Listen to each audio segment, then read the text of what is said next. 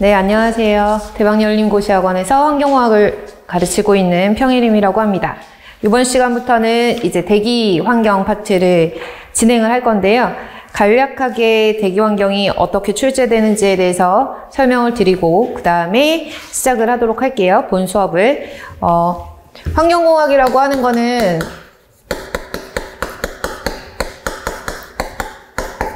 시험에서 출제될 때 환경공학 개론이라는 제목으로 출제를 하거든요. 그쵸? 그래서 환경공학 개론이기 때문에 상당히 광범위한 제목이죠. 환경공학이라고 하는 거는 여러 가지 학문들이 다 겹쳐져 있는 거기 때문에 가장 대표적으로 여러분들이 알고 계시는 수질환경 공학이라고 하죠. 그 다음에 대기환경공학, 그 다음에 여기에서 폐기물도 들어가고요. 그 다음에 소음진동도 들어가고요.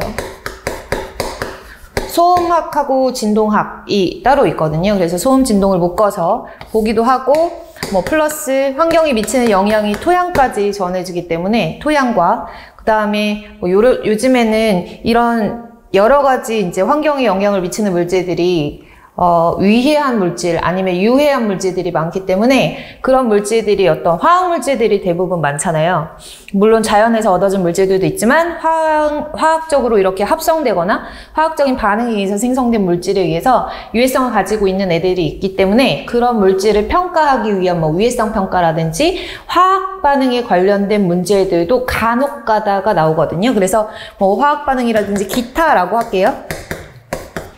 이렇게 해서 문제가 출제가 되거든요. 그래서 환경공학 개론은 총 20문항이 출제가 되는데 정해져 있는 문제수가 있는 것이 아니기 때문에 실질적으로 문제가 출제될 때 얘는 몇 문제 나오고 얘는 몇 문제 나와요 라고 정확하게 말씀을 드릴 수는 없지만 지금까지의 출제된 기준으로 봤을 때 가장 출제 빈도가 높은 것이 출제 비중이 높은 것이 수질하고 대기 파트가 가장 높거든요. 그래서 이거는 시험마다 조금씩 달라서 어떤 경우에는 수질이랑 대기가 같은 비율로 시험 문제가 나오는 경우가 있고 6문제 이런 식으로 12문제 정도의 그런 퍼센테이지를 가질 때도 있고 안 그러면은 수질이 한 문제 정도는 보통은 많게 나오는 경우가 많거든요. 이건 정해져 있는 것이 아니기 때문에 제가 뭐라고 말씀드리기에는 딱히 몇 문제입니다 라고 정확하게 말씀드리기에는 좀 어려운 부분이 있겠지만 어찌됐든 간에 이제 수질이랑 대기가 가장 대부분을 차지하고 있다. 그러니까 정확하게 말씀드릴 수 있는 건 수질이랑 대기가 보통 일반적인 시험 문제에서는 10문제 이상 나온다는 거죠. 그래서 수질과 대기가 가장 큰 비중을 차지를 하고 있어요. 그래서 보통 적게 나오면 지금 대기 파트 들어가는 거니까 적게 나오면 대기 파트가 한 4문제, 5문제 정도에서 많이 나오면 6문제, 7문제까지 나오거든요. 좀 레인지를 넓게 봐서 한 4문제에서 한 7문제 정도까지 보시면 될 것 같고요. 수질은 이보다는 비슷하게 나오든지 아니면 많이 출제되는 경우가 많기 때문에 보통은 6, 7문제 정도라고 보시면 될 것 같아요. 이렇게. 그리고 나머지의 어떤 출제 비중을 보면 이제 토양 같은 경우에는 토양과 지하수를 묶어서 우리가 보기도 하는데 어쨌든 토양이라는 학문도 있긴 하지만 이런 지하수라는 개념은 토양이 오염되면 지하수도 오염되고 이 지하수 오염되는 거는 수질과 좀 연관관계가 있어서 관련 있는 내용들끼리 같이 나와서 수질 파트로 들어가기도 해요. 문제 수가. 그러면 한두 문제가 더 늘어나긴 하거든요. 그래서 이런 것들도 여기 포함하면은 플러스 한 문제 정도에서 2문제 정도가 플러스 된다라고 하고 그리고 나머지가 이제 폐기물과 소음진동 기타에서 출제가 되는데 이 둘 중에서는 비중은 폐기물이 조금 더 높은 편이에요. 그래서 폐기물도 많이 나오면은 3, 4문제까지 출제되는 경우도 있거든요. 그래서 많이 나오면 3, 4문제 출제되는데 보통은 2문제 정도 출제된다라고 보시고 소음진동 같은 경우에는 마찬가지로 시험에 따라 조금 다르기는 하지만 아예 안 나오는 경우도 있고요. 나오면 2문제 정도 나온다고 생각하시고 공부를 하시면 될 것 같아요. 그래서 이렇게 대략적으로 제가 더하지는 않을게요. 더하면 20문항 정도가 되는데 보시면 아시겠지만 대표적으로 많이 출제 비중이 높은 수질하고 대기에 여러분들이 조금 더 집중을 하셔가지고 공부를 하시면 되고 제목을 보시면 아시겠지만 환경공학 개론이기 때문에 이런 각각의 공학적인 과목들은요. 대기, 오늘부터 대기할 거니까 대기를 보시면 대기 같은 경우에는 대기오염 개론이 있고요. 그 다음에 이 개론에서 대기오염 물질들이 어떤 특성을 가지고 있고 어떤 성질을 가지고 있어서 뭐 대기에 어떤 영향을 미친다 이런 내용들을 공부를 하면 이런 물질들을 우리가 처리하기 위해서 어떤 방법을 써야 될까 이런 방법에 대한 방법론적인 방지 기술 파트를 들어가요. 그리고 보통 대기오염 같은 경우에는 가스상 물질, 입자상 물질인데 대기오염 물질이 어떻게 생겨났냐면 보통 연소 반응이라든지 산업공정 이런 데서 발생하는 것들이 대부분 많거든요. 그래서 우리가 연소를 할 때 연소의 이론에 대해서 공부를 하시는 연소공학 파트가 있고 그 다음에 공정시험 기준 이런 물질들을 측정을 할 때 어떻게 측정을 해야 되는지 공정시험 기준 그리고 관련 법규 이렇게 나와 있는데 사실 출제 빈도수를 보면은 개론 파트가 가장 많고요. 그 다음에 플러스에서 방지 기술 파트가 플러스에서 들어가죠. 그리고 뭐 골고루 나오긴 하는데 연소공학 공정시험법 법규는 개론이랑 방지 기술에 비해서는 그렇게 많이 나오는 편은 아니에요. 그래서 공정시험은 특히나 이제 대기오염 공정시험 기준은 그렇게 많이 볼 필요는 없지만 연구사를 준비하시는 분들은 공정시험 기준을 조금 별도로 공부를 하실 필요성이 있고요. 법규 같은 경우에도 제가 잘 나오는 부분만 추려가지고 설명드릴 테니까 그 정도만 공부를 하시면 될 것 같아요. 뭐 폐기물이나 수질환경 같은 경우에는 그때 단원을 시작할 때 제가 다시 한번 설명을 드릴 테니까요. 오늘은 대기 파트에 집중을 해주시면 될 것 같고 그래서 개론 파트부터 방지 기술 파트까지 뭐 부분적으로 이제 나눠져는 있지만 전체적인 흐름을 파악을 하시고 좀 세세한 부분들을 암기하실 내용은 암기하시고 이해하실 부분은 이해를 하시면 좋을 것 같아요. 그리고 공부를 하시다가 어려우신 분들은 어쨌든 이제 공부를 하시는 분들끼리 어떤 커뮤니티가 형성이 되어 있는 것이 서로 도움이 많이 되거든요. 그래서 학원에서 운영하는 진통 카페가 있어요. 그래서 네이버에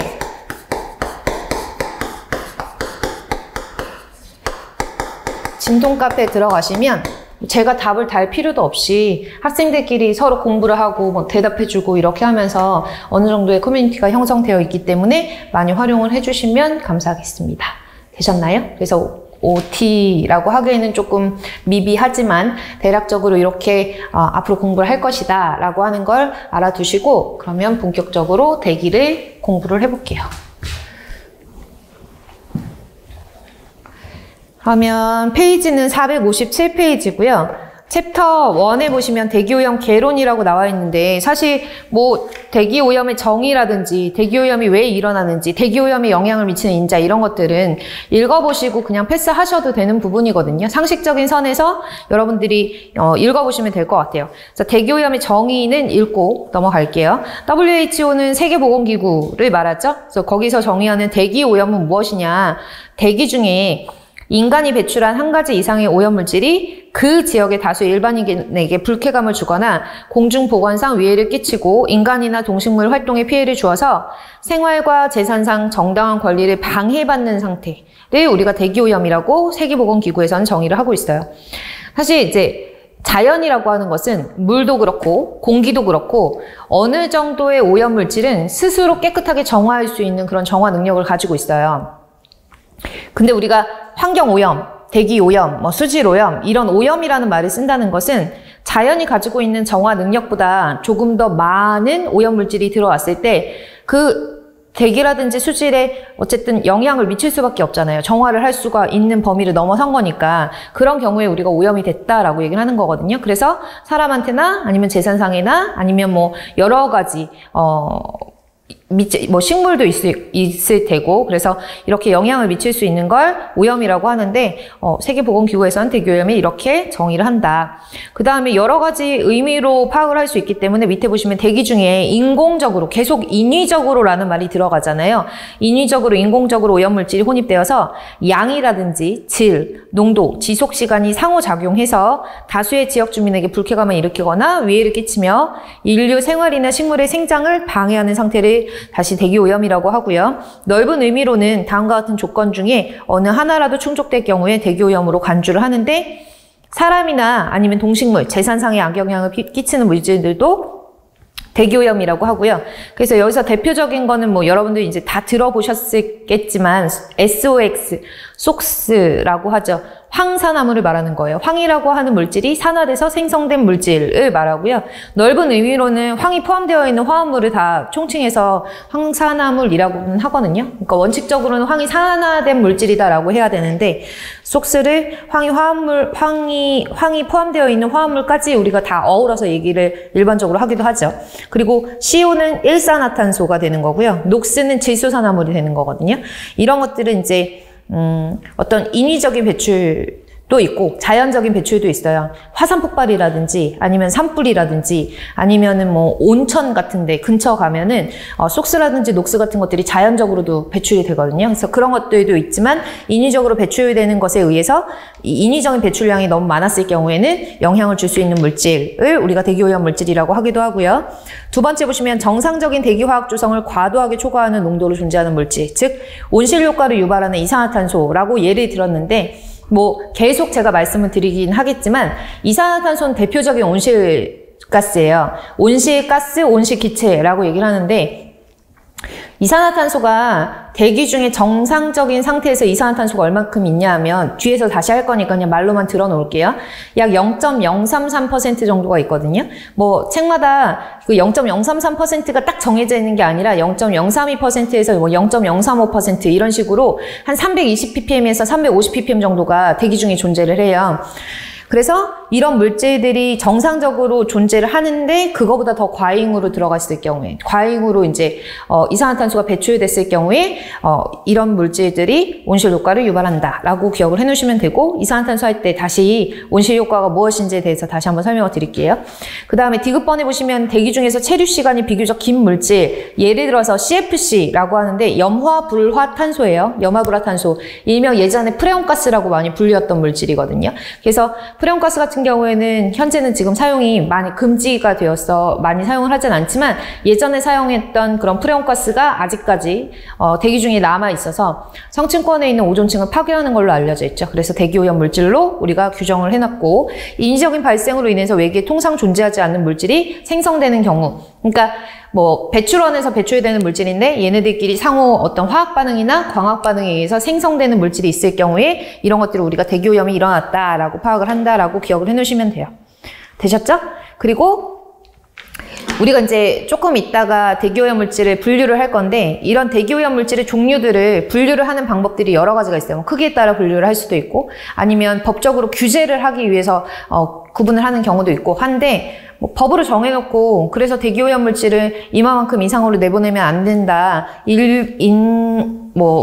사람이라든지 인간이라든지 동물이라든지 식물에 영향을 미치는 그런 범위 내로 우리가 배출해야 된다. 이런 여러 가지 법들이 있을 거 아니에요. 그 법 중에서 대기와 관련된 법은 대표적으로 대기환경보전법이라고 하는 게 있는데, 이 대기환경보전법에서 왜 이 법을 만들었냐 하면 대기오염으로 인해서 국민 건강이나 환경에 관한 위해를 예방하고 대기환경을 적정하고 지속 가능하게 관리 보전해서 모든 국민이 건강하고 쾌적한 환경에서 생활할 수 있도록 하는 것이 목적이기 때문에 이 법을 만들었다라고 하는 거죠.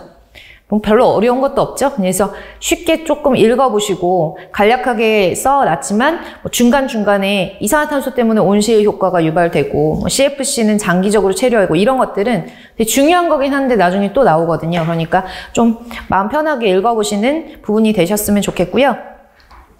그러면 458페이지로 넘어가셔서 이런 대기오염 물질들이 어디서 나오는지를 한번 볼까요? 그래서 오염물질의 원인이 나와 있는데요. 오염물질은 자연적인 원인도 있고 인위적인 원인도 있어요. 제가 아까 말씀드렸다시피 무조건 인위적으로만 배출되는 것이 아니라 자연적으로 배출되는 것도 무시 못할 정도로 많거든요. 그래서 화산이라든지 폭발, 산불, 온천 등 온천도 있고요. 아니면 동식물이 썩어요. 맞죠? 동식물 같은 경우에는 유기체로 되어 있는데 그런 유기물 덩어리들이 썩는다, 부패된다, 뭐 수질 파트에서는 뭐 혐기성으로 분해된다, 이런 식으로 했을 때 뭐 황화수소라든지 암모니아 가스라든지 이런 것들이 발생이 되기 때문에 자연적으로도 발생이 되고, 모래먼지 등에 의해서도 생기고요. 그 다음에 이런 물질들에 의해서 뭐 SO2, 이산화황, 그 다음에 이산화탄소, 유황가스 이런 것들이 발생을 하기 때문에 자연적으로도 발생되는 양이 많다라고 알아두셔야 되고요. 자연적인 현상은 보통 국지적이에요. 산불이 날 때 전 세계가 산불이 동시에 나지는 않잖아요. 그러니까 그 지역만의 특성이기 때문에 보통 국지적이고 발생 빈도가 그다지 높지 않다라고 하는데 한 번 산불이 발생을 하면 인위적으로 어떤 공장에서 배출하는 거에 비해서 많은 양의 소스가 배출될 수 있거든요. 많은 양의 이산화탄소. 이해 가시죠? 그러니까 양은 적은 것은 아니에요. 배출량은 적은 것은 아닌데 어찌됐든 어떤 범주 내에서 보면은 그런 국지적이면서 발생 빈도는 그렇게 높지 않다라고 보시면 돼요. 보통 생성된 오염물질이 주변으로 쉽게 확산되어서 큰 문제를 야기하지 않는 편이다라고 했는데 그것은 뭐 기상현상이라든지 주변의 지형이라든지 기후에 따라서 좀 달라지는 거니까 그냥 읽고 넘어가셔도 되는 부분이고요. 밑에 보시면은 대표적인 자연적 대기오염물질의 종류라고 알아두시면 좋을 내용이죠. 그래서 밑에 보시면 화산활동에 의해서는 뭐가 많이 발생하냐면 아황산가스, SO2, 이산화황이라고도 해요. 산화질소라고 해서 질소가 산화된 질소 산화물 같은 거 생각하시면 되고요. 아니면은 입자상물질 같은 거, 재 이런 거 많이 나올 거 아니에요. 매연 이런 거. 산불 나고 화산활동, 화산 폭발하면 당연히 화산재 같은 것도 나오고 그러니까 입자상 물질들도 많이 배출이 되고요. 산불이 나오면 마찬가지로 이산화탄소, 일산화탄소, 그 다음에 질소가 산화된 질소 산화물, 산화질소를 질소 산화물로 알고 계셔도 되고요. 재 같은 것들도 많이 발생이 되고 태풍에서는 먼지가 많이 날아다니겠고 살아있는 식물에서는 화분은 꽃가루거든요. 꽃가루라든지 그리고 어떤 그런 거 소나무 이런 거 있죠. 침엽수, 활엽수에서 일종의 탄화수소류들이 발생한다라고 알려져 있어요. 뭐 테르펜이라든지 이런 것들이 발생한다라고 알려져 있거든요. 그래서 식물에서 탄화수소가 일부 배출되는 경우도 있다라고 하는 거 참고하시고요. 그 다음에 분해 중인 유기물이라고 하는 건 유기물이 분해되면서 탄소 같은 경우가 메탄, 그 다음에 황화수소 같은 걸로 분해가 되는데 보통 자연 중에서 이제 동식물이 부패되면 이런 메탄이라든지 황화수소, 암모니아 같은 것들이 배출이 되고요. 토양에서는 먼지라든지 바이러스 같은 것들, 바다에서는 해염 입자 같은 것들, 염분 입자 같은 것들이 배출이 되죠. 그래서 자연적인 원인으로 배출되는 양을 무시 못할 정도로 발생량은 많은 편이다. 하지만 발생하는 빈도는 적고 국지적이다라고 하는 거 참고하세요. 인위적인 원인은요, 뭐 보통 다 인간의 활동에서 다 나오죠. 오늘 오실 때 대중교통을 이용하고 오셨나요? 뭐 자동차 타고 오시든가 아니면 버스를 타고 오시든가 우리가 뭐든 하는 인위적인 활동에서 나올 수 있는 것들이 대기오염 물질들이 대부분 많죠. 그래서 발전소라든지 아니면 자동차, 가정 난방, 아니면 폐기물 소각. 보통 우리가 연료를 태우잖아요. 연료, 뭐 자동차 타고 오셨으면 아니면 버스 타고 오셨으면 버스 같은 경우에는 요즘에 천연가스 그 다음에 자동차 휘발유 자동차를 타고 왔으면 뭐 휘발유라고 하는 석유라는 연료를 태울 거란 말이에요. 그럼 연료를 태워가지고 태워서 발생하는 그 힘을 가지고 우리가 구동을 해서 운송수단을 계속 돌리는 거잖아요. 그럼 그런 것을 가지고 했을 때 이런 연료를 태우는 거는 연소라고 하고요. 폐기물을 태우는 건 소각이라고 해요. 어쨌든 태우는 건 똑같은데 그래서 인간의 활동에 의해서 나오는 입자성 물질들도 많고 황산화물이나 질소산화물, 탄화수소는 화학 시간에 아마 다 배우실 텐데 HC라고 쓰죠. 탄화수소 화합물로 구성되어 있는 거. 그 다음에 일산화탄소, 광화학산화물이라고 하는데 뒤에서 이제 제거 계속 할 거기 때문에 옥시던트라고 보통 얘기를 해요. 옥시던트. 그래서 이런 물질들이 인위적으로 발생되는 경우가 많다라고 보시면 되죠. 그럼 이런 대기오염 물질들이 자연적이나 인위적인 원인으로 자정작용을 초과하면 제가 앞서서 말씀드린 것 같이 배출된 대기오염 물질은 시간이 경과하면 대기가 스스로 깨끗해지려는 작용에 의해서 정화가 되지만 좁은 지역에 너무 많은 양이 한꺼번에 정화 능력을 초과하는 오염물질이 들어오면 대기오염이 발생한다라고 얘기를 하는 거죠. 아니면 정화할 수 있는 양만큼 나오면 대기오염이라고 얘기는 안 하죠. 됐죠? 그리고 지역 및 기상 조건의 영향도 많이 받죠. 그래서 옆에 보시면 대기오염 물질은 보통 확산이 되면서 점차 농도가 낮아지는데 기상현상이라든지 아니면 지형 조건으로 인해서 오염물질이 확산되지 않을 경우에는 대기오염이 발생한다라고 되어 있어요. 그래서 참고적으로 밑에 보시면 대기오염에 영향을 미치는 인자라고 되어 있는데 뭐 바람, 지형, 강우량, 그 다음에 지형이 두 가지가 나왔는데요. 비슷비슷해요. 그러니까 어떤 지형 같은 경우에는 조금 깊숙이 이렇게 푹 파였냐, 어떤 지형 같은 경우에는 도시냐, 아니면 시골이냐 이런 것들에 따라서 이제 제가 똑같은 지형을 두 가지를 써놓은 거고요. 그 다음에 기온, 역점, 빈도 이렇게 나와 있거든요. 그러니까 조금 쉽게 말을 하면 대기오염 같은 경우에는 대기 오염 물질이 대기 오염을 유발한다라고 하면 자정 능력을 초과하는 대기 오염 물질이 사람이라든지 인간, 동물, 뭐 식물, 아니면 이런 재산, 이런 것들에 피해를 주고 있는 거 대기 오염이라고 하죠. 그 대기 오염을 유발하는 대기 오염 물질이 있는데 이런 대기 오염 물질이 어떻게 되면은 그 지역의 대기 오염이 잘 안 일어난다. 여기는 되게 청정해. 대기 오염이 심하지 않아 라고 얘기를 하냐 하면 확산이 잘 돼야 돼요. 대기오염 물질이 오염 물질이 확산이 잘 되면 원칙적으로는 없어지는 건 아니지만 어쨌든 그 지역 내에서 대기오염의 영향을 덜 받는다고 생각을 하는 거죠. 그래서 대기오염 물질이 확산이 잘 되는 조건, 그러니까 대기오염에 영향을 미치는 인자를 보면은 오염도가 큰 경우가 있고요. 그러니까 오염이 심하다라고 하면 아, 확산이 잘 되는구나 라고 생각하시면 돼요. 그쵸? 오염이 잘 안 된다라고 하면 확산이 잘 일어나지 않는구나 이렇게 보시면 되고. 됐죠? 물론 이것만으로 판정하기에는 조금 그렇지만 그러니까 여러분들이 그냥 상식적으로 보시기에는 오염이 심하다 그러면 오염이 심하다. 확산이 잘 안 일어난다. 거꾸로 했지. 오염이 심하지 않다. 오염도가 낮다라고 하면 확산이 잘 된다. 이렇게 보시는 거죠. 그러면 확산이 잘 안 되면 오염도가 그 지역의 오염도가 높아지기 때문에 확산이 잘 일어나지 않는다라고 하면 바람이 어떨까요? 약하겠죠? 그 바람이 부는 걸 교반한다, 혼합한다, 아니면 난류가 발생했다라고 표현을 하기도 하는데 바람이 별로 불지 않았을 때 말하는 거죠. 약하다. 그리고 지형적인 영향? 지형적인 영향 같은 경우에는 뭐 크게 보일 수도 있겠지만 보통은 대기오염 물질이 확산이 잘 되지 않은 경우에는 가둬진 거예요.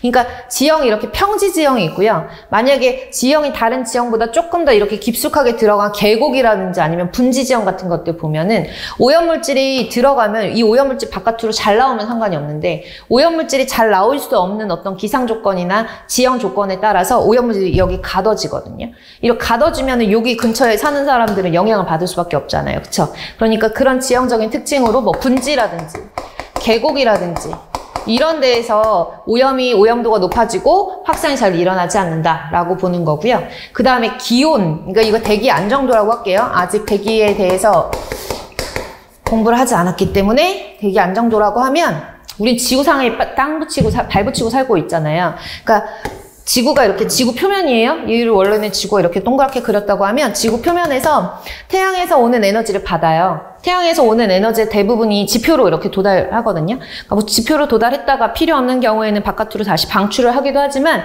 지표로 태양 에너지를 많이 받기 때문에 그리고 얘네는 비열이 작잖아요. 지표는 물보다. 맞죠? 물은 비열이 커가지고 금방 뜨거워지고 금방 식지 않는데 지표 같은 경우에는 물보다는 비열이 작기 때문에 금방 뜨거워지고 금방 식거든요. 그러니까 열을 잘 받아요. 잘 받고 있다 보니까 보통 한낮에는 지표 근처에 있는 공기가 뜨거운 거예요. 그래서 보통 정상적으로는 지표에서의 온도가 높고 위로 올라가면 올라갈수록 온도가 낮아지거든요. 이것도 나중에 설명드릴게요. 그래서 이런 식으로 온도가 구배가 돼요. 보통 환경감률이라고 하는 평균감률을 보면은 뭐 표준체 감률이라고도 하지만 보통 100m 올라갈 때마다 약 0.65도씨씩 감소를 한다라고 알려져 있어요. 그러니까 100m 올라갈 때 처음에 온도가 만약에 10도다라고 하면 처음에 지표에서 온도가 10도였다. 그럼 100m 올라가가지고 재면 10도에서 마이너스 0.65도 뺀 것만큼 온도가 낮아진다는 얘기죠. 그러면 1도에서 0.65 빼면 얼마지? 9.35도. 100m 올라가면은 9.35도가 되고 또 여기서 100m 올라가면 0.65도씩 낮아지는 이런 구배를 가진다는 거예요. 기울기를 가진다는 거. 이해 가시죠? 이게 대기 안정도거든요. 지금 대기 안정도라는 것을 우리가 얘기를 할 때 밑에 보시면 알고 계셔야 되는 게 뜨거운 공기랑 차가운 공기가 있어요. 그리고 뜨거운 물과 차가운 물이 있거든요. 참고 다 아시겠지만 더운 공기, 찬 공기, 물도 해당해요. 공기나 물 같은 경우에는 이동하는 물체다라고 해가지고 유체라고 보통 얘기를 해요. 유동한다라고 해서 유동성이 있잖아요. 그쵸? 이 유동성이 있는 애들이 열을 전달할 수 있는 방식들이 여러 가지가 있는데 얘네들은 보통 대류 현상에 의해서 위아래로 섞이면서 혼합이 되는 거예요. 근데 더운 공기는 어떻냐면 더운 공기나 더운 물은 차가운 공기는 차가운 물에 비해서 가벼워요. 가벼워서 위로 상승하려고 그래요. 아셨죠? 더워지는 공기는 뭐 하려고 그런다고요? 위로 올라가려고 그래요. 가벼워서. 됐죠? 차가운 공기는 어때요? 차가운 물은 밑으로 내려오려고 그래요. 하강하려고 그래요. 왜? 무거워서.